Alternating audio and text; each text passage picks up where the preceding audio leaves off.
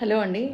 నిన్న శనివారం రోజే సిట్టు విచారణలో ఏమీ అంటే ప్రసాదం ఏం కలంకం ఏం లేదు, దానిలో ఇలాంటి జంతు కొవ్వు అట్లా ఏం లేదు అని చెప్పేసి రావడం అనేది చాలా చాలా హ్యాపీగా అనిపించింది, చాలా ప్రశాంతంగా అనిపించింది. అంతవరకు హ్యాపీ.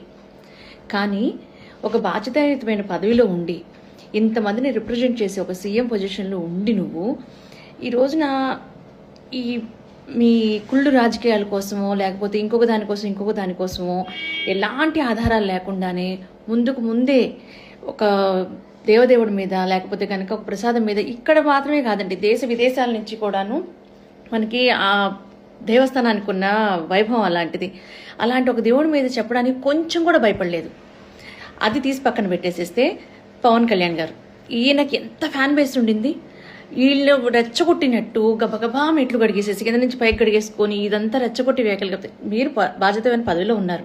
దాని మీద విచారణ చేసి ఏదైనా జరిగితే అలా చెప్పడం అనేది ఒక పద్ధతి. మీరేమైనా అపోజిషన్లో ఉన్నారా? కాదు కదా, మీరే ఉన్నారు అధికారంలో.